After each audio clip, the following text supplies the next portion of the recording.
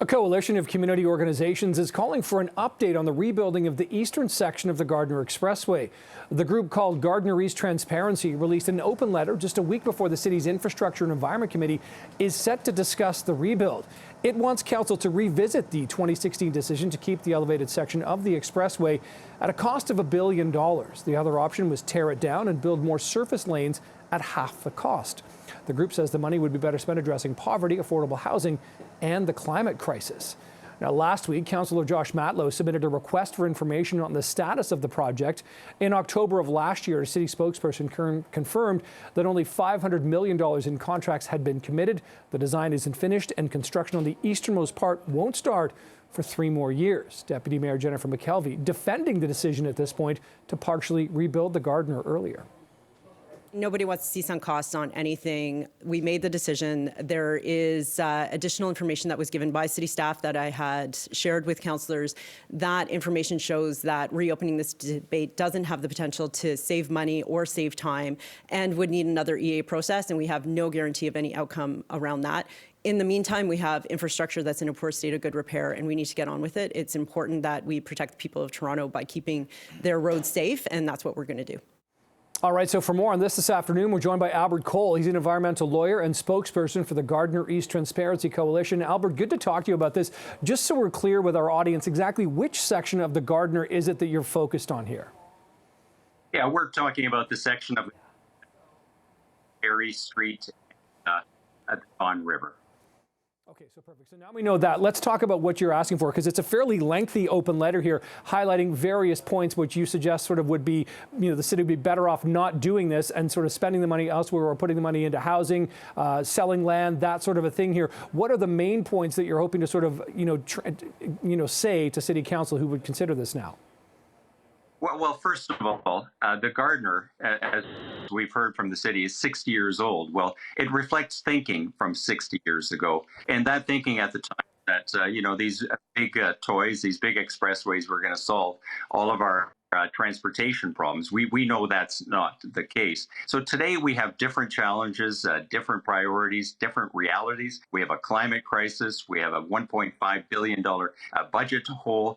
And we also have good things happening. We have a lot of transit going in the ground. We want to make sure that transit has covered. And the other crisis, obviously, that we're facing is the one with housing. So we'd rather see the money spent on housing as opposed to expressways. Albert, the one thing that comes up time and time again when the Gardiner is debated, and I mean, it's debated, it seems almost, annually here in the city of Toronto, is, well, it's moving a lot of traffic kind of west to east without people having to cut through the city. What are the points your group is coming up with to sort of counter that? Well, what we're firstly and mainly asking for is an up-to-date account of the costs and the foregone revenues. And foregone revenues have to do with a lot of the land that would be freed up by pursuing a different option. So in terms of, these arguments of these debates have been had before, but really we're talking about 3% of commuters in the morning coming in using the Gardiner Expressway each. So 3% of commuters, that compares to 49% of commuters coming in downtown by transit. And we're building more transit, and that transit will soon come online. So we want customers for that transit, and we also want to give people the opportunity to get out of their cars so that we can start to tackle the climate crisis. And the important thing to remember here is, fly in on the Don Valley ramps onto the Gardiner, but once you hit the city streets, then you're not moving very fast, and we're not widening any of those streets. So I know as a user of a GO bus that when you leave the city, it takes 10 minutes just to get from Yonge Street onto the Gardiner Expressway. So the bottleneck is on the city street. Yeah, not the Gardiner. Yeah, that could be at a good time of day as well when you're talking about 10 minutes. There's no doubt about that. So what do you make of what you then heard from Deputy Mayor McKelvey just as we were introducing this interview today? How does that hit you?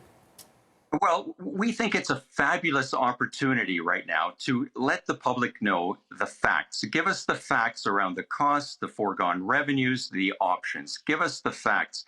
It's not the job of this council to protect a decision made 8 years ago by a council with different faces, different priorities, as I say, different realities. not their job, nor is it the job to protect the legacy of Fred Gardiner working in a different era. It's the job of this council to give us the facts and to make it. Remember, this is an incomprehensible amount of money, $1 billion. So you want to make that $1 billion decision based on a 4-page briefing note. Let's get some, let's get a proper, full account of the current costs and the current options.